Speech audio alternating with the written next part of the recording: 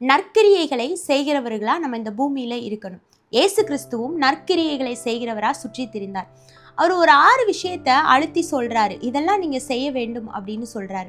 என்ன அப்படின்னா, மத்தேயு 25வது அதிகாரம் 41, 42வது வசனங்களை வாசித்தோம்னா தெரியும். நான் பசியா இருந்தேன், நீங்க எனக்கு போஜனம் கொடுக்கல. நான் வியாதியா இருந்தேன், நான் காவல்ல கிடந்தேன், என்னை விசாரிக்கல. நான் அந்நியனா இருந்தேன், நீங்க என்னை சேர்த்து கொள்ளவில்லை. நான் தாகத்தோடு இருந்தேன், நீங்க எனக்கு தண்ணீர் கொடுக்கல அப்படின்னு சொல்லி அவர் சொல்றாரு. அப்போ கேட்குறாங்க, உங்களை இப்படிலாம் நாங்க பார்த்ததில்லையே, நீங்க எப்போ பசியா இருந்தீங்க, நீங்க எப்போ தாகமா இருந்தீங்க அப்படின்னு சொல்லி கேட்குறாங்க. அப்போ தேவன் சொல்றாரு, இந்த சிறியரில் ஒருத்தருக்கு நீங்க அதை செய்யாமல் போனீங்க அப்படின்னா அது எனக்கே நீங்கள் செய்யாமல் போனதுக்கு சமம். நீங்க ஒருவேளை ஒரு வியாதியா இருக்கிற மனுஷனை நீங்க விசாரித்தீங்கன்னா அது என்னையவே நீங்க விசாரித்ததற்கு சமம்.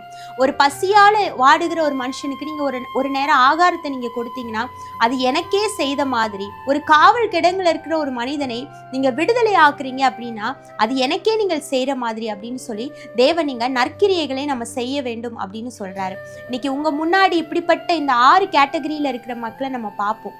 அந்நியரா இருப்பாங்க, ரொம்ப ஸ்ட்ரேஞ்சரை போல சிலர் இருப்பாங்க, யாருமே அவங்களை சேர்த்து கொள்ளவே மாட்டாங்க.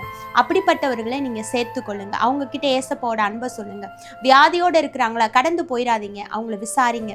அதே மாதிரி பசியா இருக்கிறாங்களா, தாகமா இருக்கிறாங்களா, அவங்களுக்கான ஆகாரத்தை நம்ம கொடுக்கணும். இதெல்லாம் இந்த பூமியில வாழ்ற நாட்கள்ல நம்ம செய்ய வேண்டும். இந்த பூமியில நம்ம இப்படிப்பட்ட நற்கிரியைகளை செய்ய வேணும் அப்படின்னு ஏசப்பா விரும்புறாரு. இப்படிப்பட்ட காரியங்களை நம்ம எங்கேயோ தேடி போய் செய்யணும் அப்படிலாம் கிடையாது.